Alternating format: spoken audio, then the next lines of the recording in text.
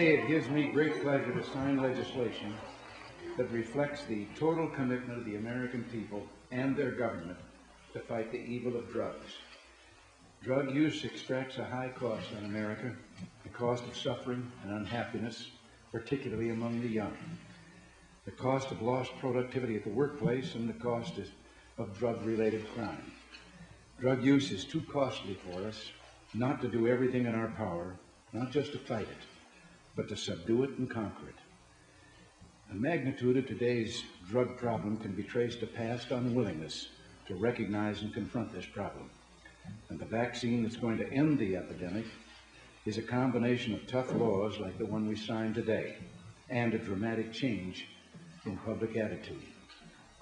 We must be intolerant of drug use and drug sellers. We must be intolerant of drug use on the campus and at the workplace. We must be intolerant of drugs not because we want to punish drug users, but because we care about them and want to help them. This legislation is not intended as a means of filling our jails with drug users. What we must do as a society is identify those who use drugs, reach out to them, help them quit, and give them the support they need to live right. Let me take a moment here and salute a special person who has turned the fight against drug abuse into a national crusade.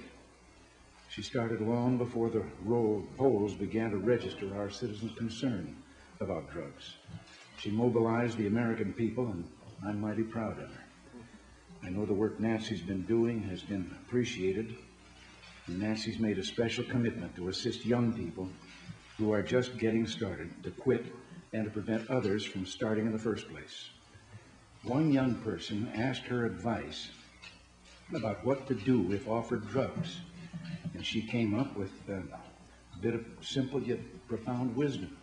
She said, just say no. And today, in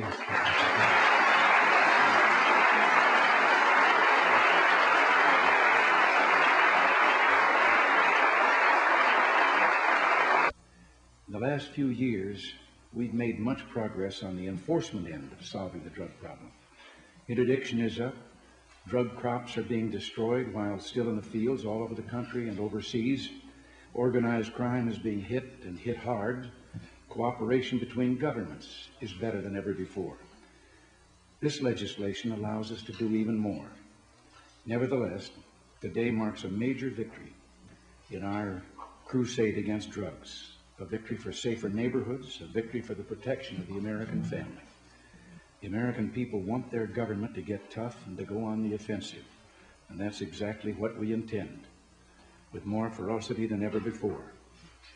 But as I've said on previous occasions, we would be fooling ourselves if we thought that new money for new government programs alone will solve the problem.